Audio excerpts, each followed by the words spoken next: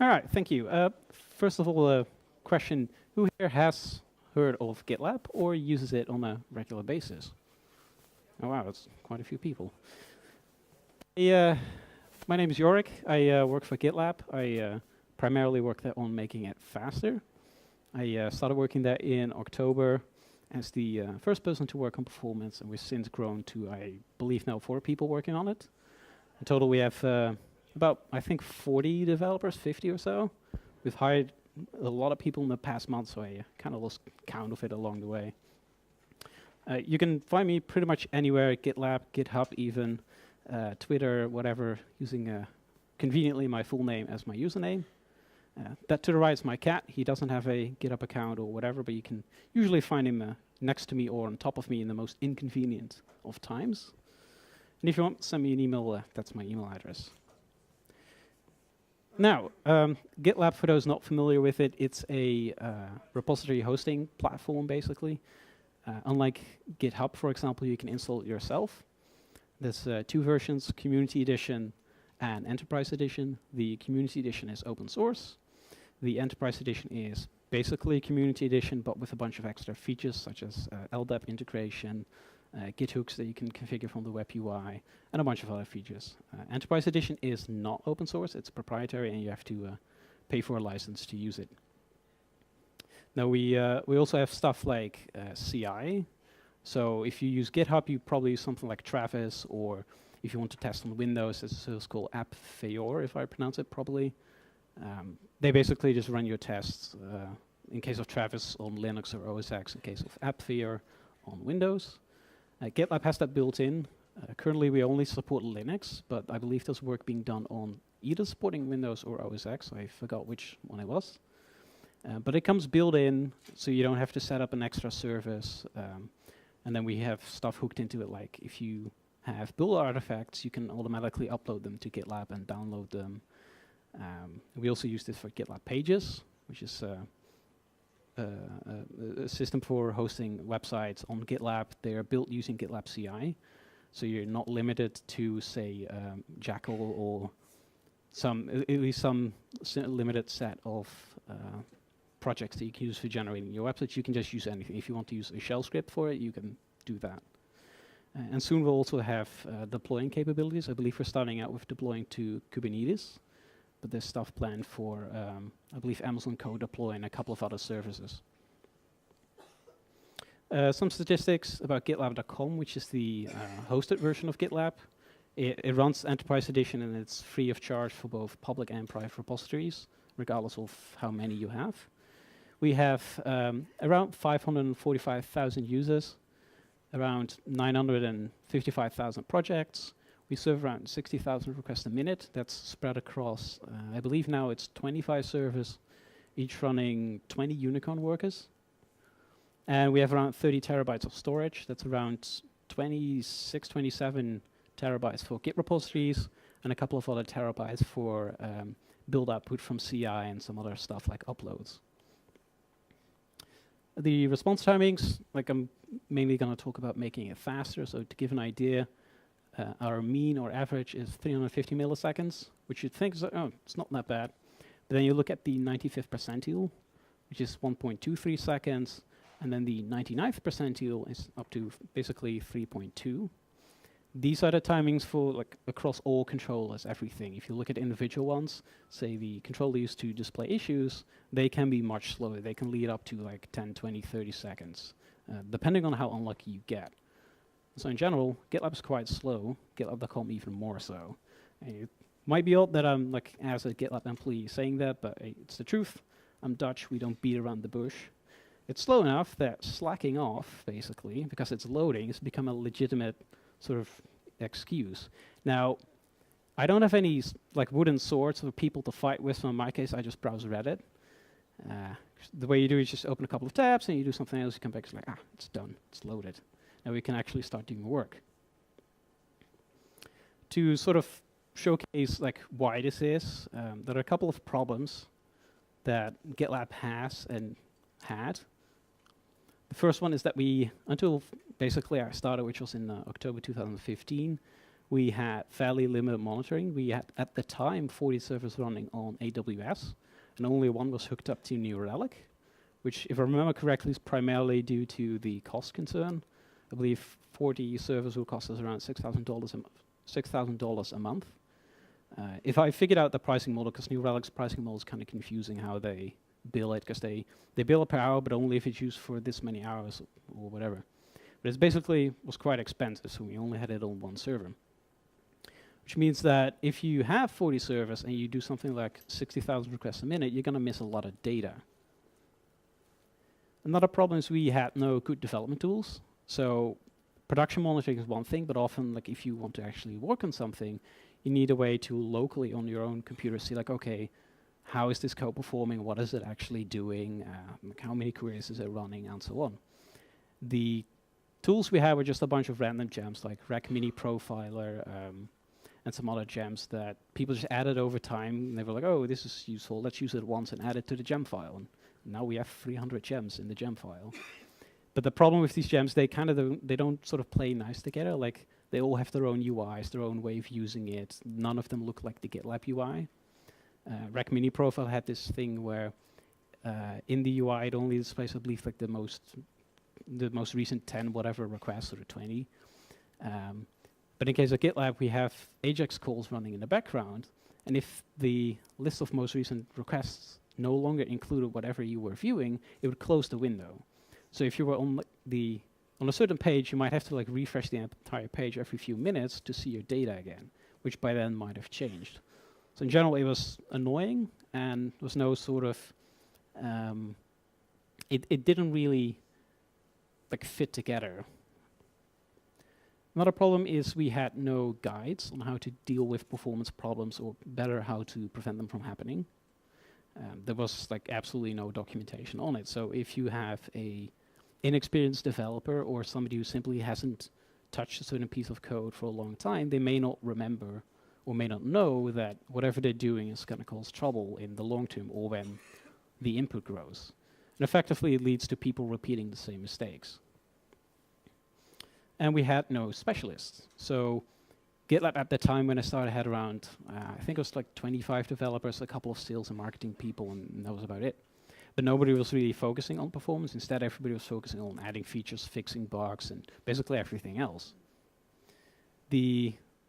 Having specialists is kind of a double-edged sword. On the one hand, they're great because they can specifically work whatever they specialize in. On the other hand, there is the risk that because they only do that thing, they kind of don't know about the other things. So you kind of have to, like, balance it out. And in my case, I primarily work on performance, but I also occasionally do other stuff, and I also help a lot with the infrastructure people, primarily because I have to deal with infrastructure stuff, like database optimization, but also as a way that I don't sort of end up being in this cave where I don't know about anything else that goes on. And, well, this is probably the least surprising one. We have badly performing code. I mean, that's primarily the reason why stuff is slow. We still have that, unfortunately, but it's getting better. The range of problems, it was, well, pretty much everything you could imagine. It's queries being executed in loops, n+1 query problems, a ton of Git operations, and so on. Now, thankfully, Hacker News has a couple of suggestions on how we can solve these problems. Now, we all know Hacker News is the best source for solving problems, and that every comment is genuine, so we have to take these seriously. There was one person who suggested that we should rewrite GitLab in Java for performance. Now, Java also has the benefit that it being Java, the enterprise industry loves it, and that nobody will complain about 500,000 dependencies because, hey, it's Java, people are used to it. There's another person who basically stated that if we wanted to make GitLab as faster, Cox, which is a sort of fairly simple, similar thing to GitLab, but written in Go and less features, we would have to rewrite it from the ground up. I don't know if they meant by this that we had to rewrite it in Go, but there was also somebody, and I unfortunately couldn't find the link, who suggested we should rewrite it in Haskell, because apparently that also makes it really fast. So the solution is fairly simple. We'll just rewrite it in Java, Go, or Haskell, or ideally all, because then it will be even faster. Now, of course, the solution is not to rewrite it in any of those languages, as much as some people would want to. So for one, it's a lot of work. Second, you basically have no guarantee that it will actually help. Instead, the first step that we took, and that I would recommend to most people, is to make sure that you have good performance monitoring. And in case of GitLab, we had a couple of extra requirements. We wanted to, for example, ship whatever solution we had to our customers so they too could use it. We had a couple of big customers for a while that have been asking, like, hey, GitLab is slow. Do you have anything that we can use to monitor this so that we can see why this is slow, and that we send that data back to you so that you can fix it for us? Which basically means that one of our first requirements was that it had to be free and open source software. A lot of companies might be okay with, say, New Relic, but a lot of them also aren't, because they might have strict regulations on where they send their data. Even if it's something as simple as the time it takes to load a page, a company, they basically may not know, or not know at all, what data is being sent, and they don't want to dig through the code every time a change is made to make sure that it's still within their regulations. So for a lot of companies, they want something they can host themselves in their own network, firewalled off from the outside world. Second, fairly self-explanatory, it had to be easy to set up. Third one, easy to query, visualize, and add metrics. Low overhead. Production monitoring is great, but if it slows down your application, then it kind of loses the advantage of it. And the last one, a lot of performance monitoring solutions, they measure everything in averages. What we wanted is to also have support for percentiles. And percentiles are basically, if you say, they're essentially the percentage of values that fall within a given value. So for example, if you say the 90th percentile is or takes 1.5 seconds, that means the 90% took up to 1.5 seconds, and that 10% took 1.5 seconds or more. When you talk about request timings, this not only gives you an idea of, okay, how long do things load, but also how many people are affected by it. So if you have an average, for example, and there's one request that takes a very long time, it can sort of bump up the average, but you don't know how many people were actually affected by that. In case of percentiles, you can say, okay, we'll measure, say, the 90th percentile, and then the top 10%, we either also measure it but separately or not at all, which means that the occasional bumps, you could either exclude them or show them separately, while still knowing how many requests, or basically how many points, are affected by it. Our solution to the monitoring problem is we creatively called GitLab Performance Monitoring, and it's a combination of InfluxDB, which we use for storing data. It's a time series database written in Go, so it's a super web scale and easy to deploy. Also had a bunch of scaling problems with it, ironically. One of the benefits is that the query syntax is written in this sort of pseudo-SQL-ish language. Several other monitoring solutions that either use their own rather cryptic syntax, or in general it wasn't really that pleasant to use. Visualization, we use Grafana, which is a visualization application that supports multiple data sources like InfluxDB. I believe you can hook up Graphite, Prometheus, and a bunch of other ones. They're also working on, I believe, SQL support, so you can visualize data from a SQL database. The code was made at just custom Ruby code. We didn't use any standard gem whatsoever. Again, you kind of have to balance it off. If you have a gem that does it, great. In our case, we wanted to have full control over how it worked, and not basically be limited, oh, this gem only does this thing, and the author says, no, whatever you want to do is not within our scope, so we're not going to add it. On the other hand, you have to maintain it yourself, test it yourself, and so forth. The data we measure is sort of split up in transactions, which is web requests, Sidekick jobs, that kind of stuff. We have the ability to measure just chunks of Ruby, so you can say, within a method, I want to instrument these couple of lines of code. And we have a sampler running in the background. It runs roughly every 15 seconds, but you can configure it, and it takes snapshots of data such as memory usage, the amount of objects that are currently allocated, garbage collection statistics, and so on. So I hope it's readable in the background. I'm not entirely sure, but this is an example of the visualization of a Rails controller. The actual dashboard is way longer, but unfortunately I can't fit it in one slide. So we measure stuff like, the transactions, the timings, the time spent in Git, the time spent in Redis caches in our case, Git timings. So in this case, you can see like, the mean isn't really all that bad, but then you look at the 99th percentile and it's like all over the place. We also added development tools. In particular, we added one called Sherlock. It's often jokingly referred to as Yorick, which is a mix of my name and this name. I don't really know where it started, but I kind of managed to get rid of that, and people now just refer to it as Sherlock. It's basically a development-only profiler. It's development-only because the things it adds have quite a bit of overhead. So if you run them in production, your application is going to be like a certain factor of time slower. They measure stuff like request timings, URLs, the common stuff. We have query timings in it. It also, for every query it runs, automatically gets the query plan, including whatever timings, in case of PostgreSQL, there are available. And it has line profiling. Slide afterwards. Some examples. In the line profiling, it just displays the source code, and then per line shows how much time was spent there, the percentage relative to the total, relative to the entire file. In a case, if a line takes more than, I believe, 35% or whatever of the entire file, it is marked in red. So it's a little bit easier to spot where most of the time is spent. In this case, we use a gem for this called things like RB line prof or whatever from Aman Gupta from GitHub.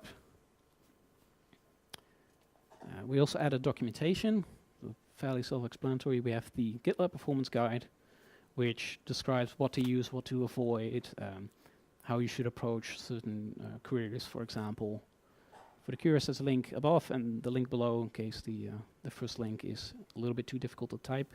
The guide is still in sort of early stages, so there's not that much in it just yet, but it's a constant moving target, so it's updated as we discover new things or maybe reconsider old patterns.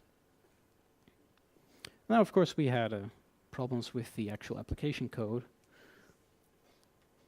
First of all, the language is rarely the problem. Now, rarely doesn't mean never, but there's essentially two cases. Either it is the problem when you've already fully optimized your application, or you're trying to do something that the language just doesn't really let you do at all or in a convenient way.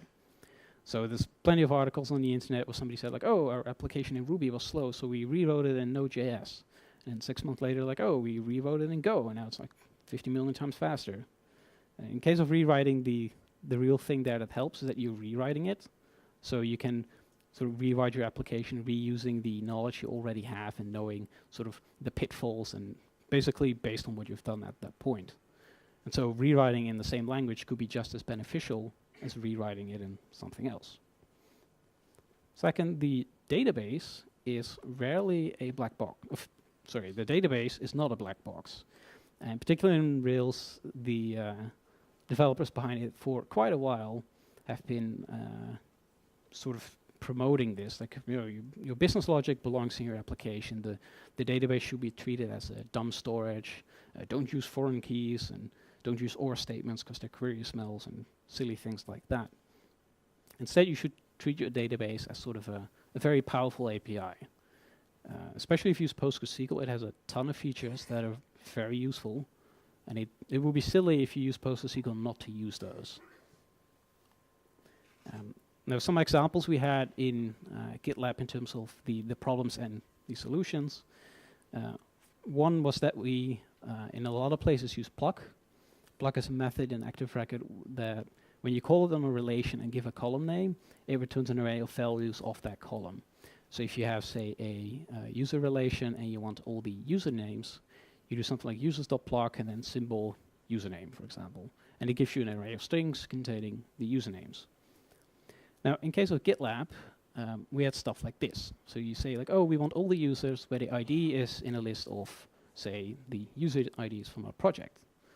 Now, this will work fine if the projects list is only about, let's say, 4 or 5 rows. In case of GitLab, in many cases, the list of projects was around 65,000 rows. Because when you ask a user what projects they have access to, this list is composed out of their own projects, but also all the public and internal projects. So if you're signed into GitLab, you can at least read public and internal projects. You can't immediately push to it, but at least you can see them. Similar to, say, public projects on GitHub. And so loading 65,000 IDs into memory isn't really something Ruby likes, especially if it then has to pass it as an argument to another query, which means that query now contains 65,000 IDs. I was at a point where I was looking at query logs, and I saw this query that was taking seconds up to tens of seconds. But when I looked at the log, it was cut off, because the PostgreSQL slow query log, it only displays the first number of columns. I don't know the exact amount. So I was only like, okay, so I took that query and I figured like, oh, it's probably just a list of a couple of IDs. So I just added some IDs, ran the query, and it was perfectly fine. And it took a while to find out this query was slow because it had 65,000 IDs in an array that I was checking. The solution is fairly simple. You change pluck to select and problem solved. Essentially what happens is select is just the active record method to select a single column. An active record supports subqueries if you simply pass a relation as an argument to another method. So in this case, it will run basically first a query to get all the user IDs from the projects list, and then limit the users list to that in a separate query. And PostgreSQL can do this much more efficiently than loading a fixed list of IDs and checking into that. And this made a difference between seconds and several milliseconds to get the same query. To get the same data. Similar to that, we combine a lot of query results in Ruby. So in case of asking the projects a user has access to, the code was essentially, oh, we get the projects from a user, we get the public projects, then we get the internal projects, we add that together, and then we return that. But again, if that list is tremendously large, Ruby is not really going to like it all that much. At least one solution to that is to use unions. Now, if the list is large, unions will be large faster. But if the list of one of the sort of values, so the size of one of the lists that you're joining together is large, it can still take some time.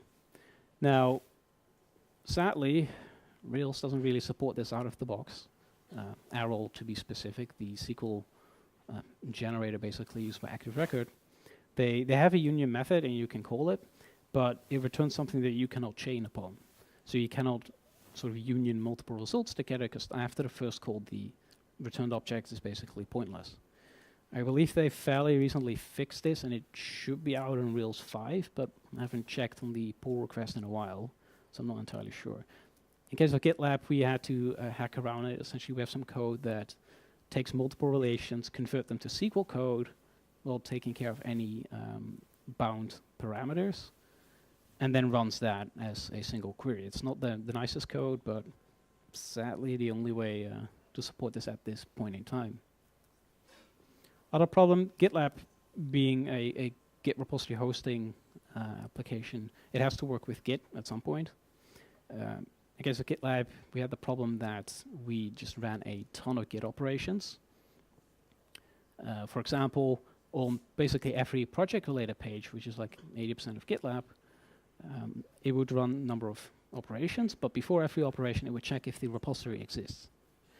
Now, in case of GitLab, the repository exists always when the project is created, because it's created when you create the project, and creating the project fails if the repository cannot be created.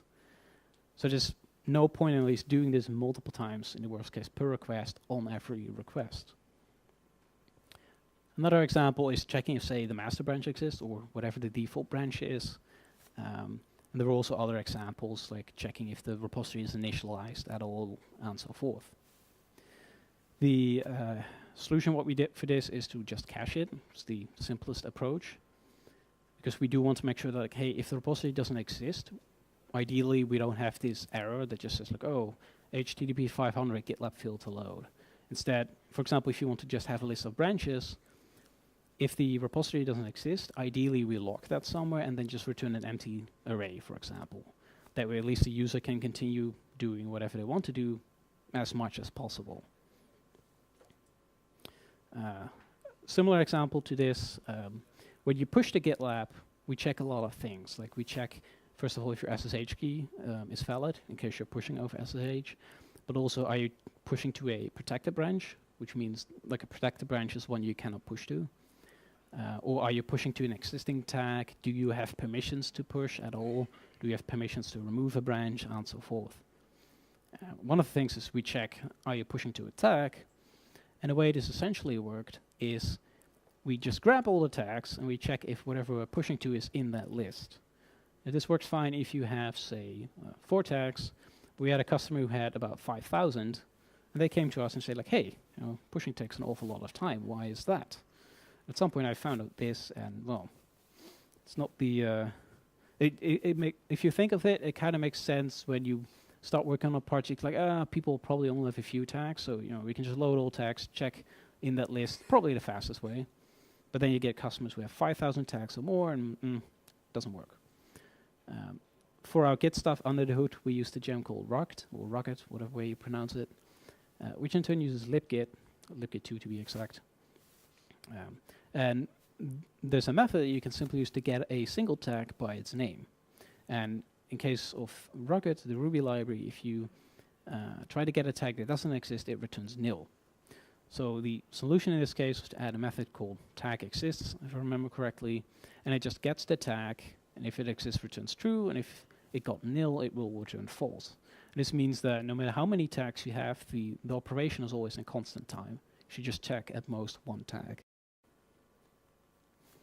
Another really big change is we have a lot of pages where we render markdown. So project descriptions, project titles, I believe, to a certain extent, comments, issue bodies, and so on. And in, for example, comments, you can mention other users by their name. You can also reference to issues by the number, commit hashes, and so on. In case of issues and merge requests, we have what's known as a list of participants. These are all the people that are participating in whatever discussion is going on. And this list is populated by the people that are mentioned somewhere in the issue body or one of the comments or a comment author. Now the problem was that the way this works, for every sort of type of reference, we have a separate class that does its thing. So for users, we have a class. For issues, we have a class, and so forth. The way this initially worked is you pass it a single markdown document, say a comment, and it would then scan all the references, say all the usernames, and then try to figure out, like, okay, does there actually exist a user for this name or an issue? In the case of issue, can I actually see that issue based on your permissions and so on? The process was essentially, we'll loop through every text document. For every text document, we'll grab every reference, and for every reference, we'll run a certain operation. In this case, that certain operation would often run numerous SQL queries. For example, in case of users, it's a fairly simple query. You just check if the user exists. Users always being public, there's no permission check you have to do. But in case of issues, that's, for example, you get the issue, but then you have to check, like, okay, can we actually read the issue? Like, you don't want to be able to link to an issue from a private project you don't have access to, for example. In the case of running queries, this is problematic because as the number of comments and particularly the number of references increases, so does the number of queries and so does the number of time. So there were issues where if it's empty, it would load just fine. And then we had issues with, say, 100 comments, and it would take forever to load. In a test case, I had a issue that in several comments ended up mentioning a total of, I believe, like 100 users. And it would run a total of 1,000-something SQL queries.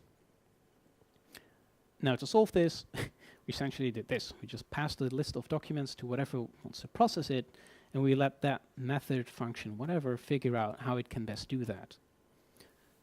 In this particular case, it's sort of a 3-step process. There's more steps in between depending on the reference, but this is sort of the rough gist of it. The first step is you just grab whatever references there are without running any queries. You just loop through every document, every piece of text, and so on. In the second step, you query whatever reference there are in a single query. So in case of usernames, step 1, you build an array of usernames, and then in step 2, you just query all the users for those names. And then in step 3, you replace whatever data needs to be replaced. So for example, when you link to a username, in the HTML, the markdown is basically replaced with an HTML link pointing to the user profile. A second change we had to do for this is that instead of processing comments one by one, We changed the whole system so that we just push all the comments in there in one go, or basically all markdown documents, and it's up to the filter, as we call it, to iterate over it itself. That way, this is possible because if the iteration would have happened before it, it would have no way of collecting data from other comments. It would be scoped to whatever comment it was currently processing. And this meant that, for example, for user references, in case of having 100 user references, the number of queries was dropped from like 1,000 something to 8. And there were a couple of other cases where it was dropped from like 800 and something to 10, 20, whatever. Basically, the drop was huge.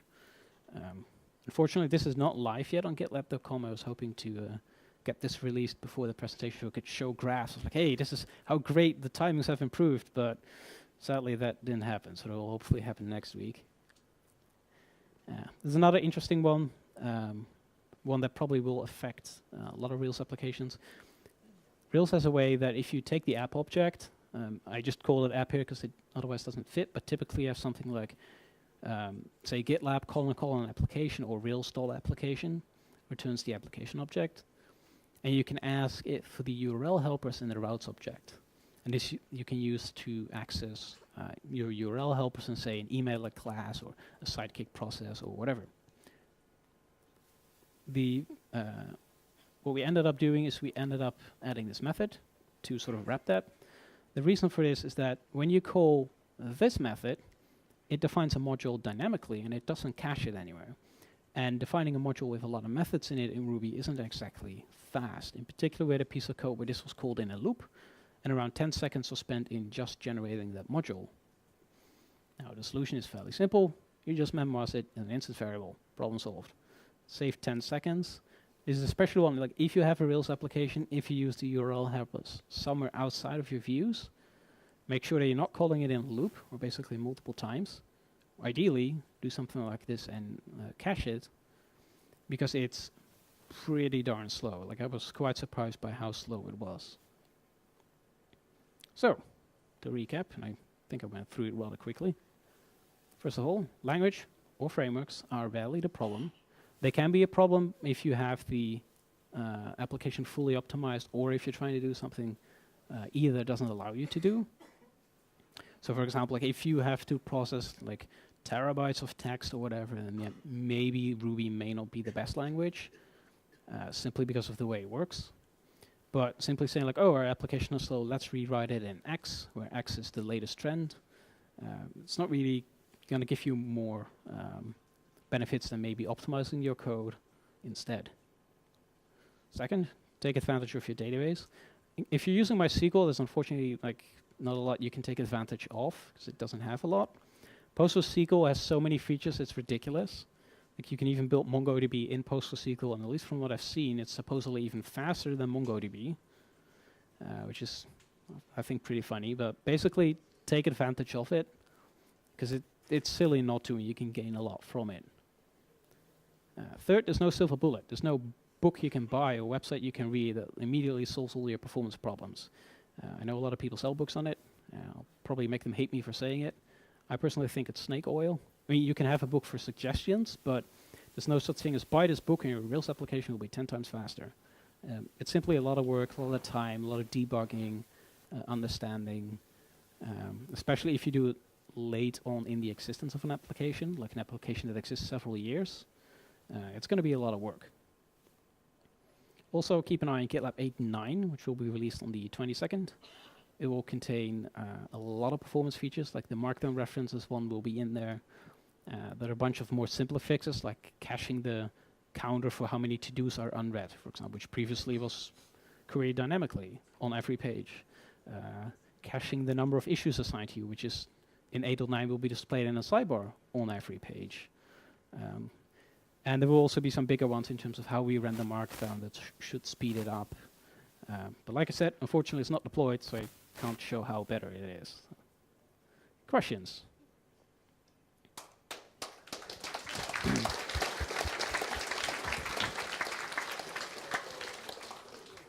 Thank you, Yorick. Mm-hmm. Okay, we have no questions. All right. One, sorry.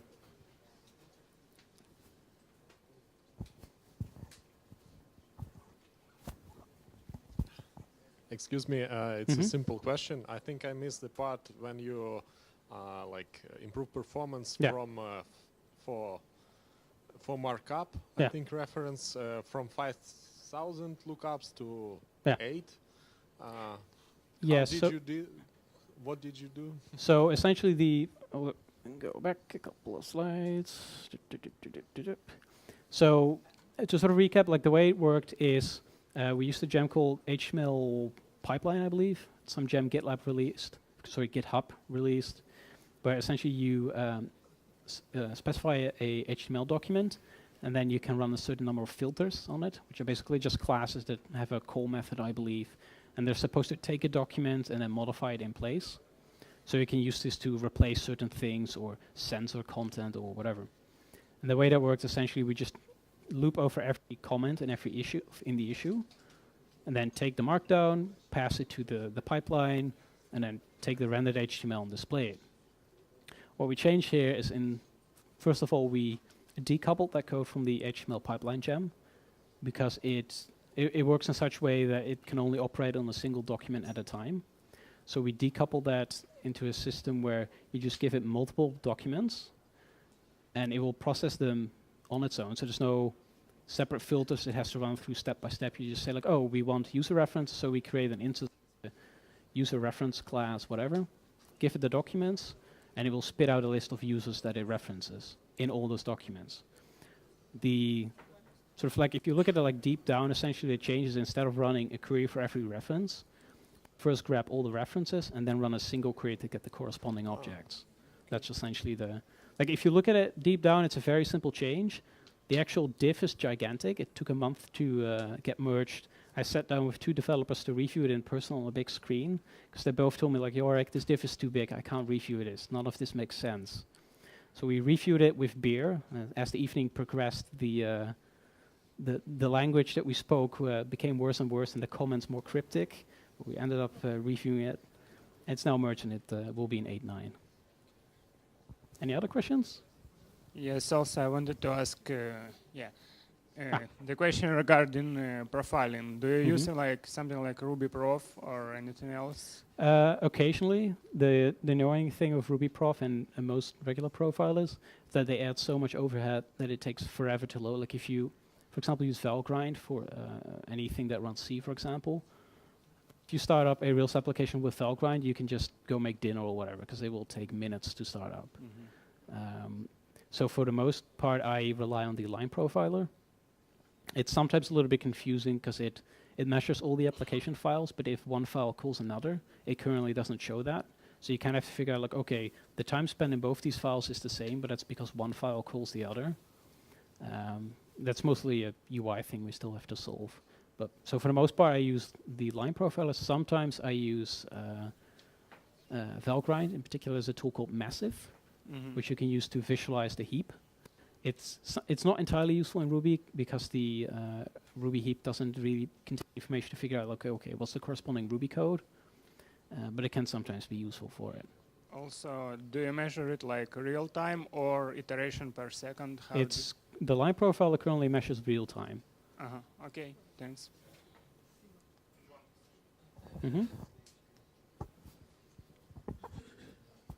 Hello. Yeah. Excuse me, maybe I wasn't so attentive today, but I missed one thing. What was the actual performance increase after these changes? We didn't see any numbers. Right. Maybe I missed this. So for the Markdown references, I used a set of test issues where like there were references up to several hundred username reference, for example, or issue references. Timings went down from dozens of seconds, I don't remember the exact amount, down to 1 or 2 seconds, essentially. The final impact, like that, I don't know yet, because it's not deployed yet, but it will be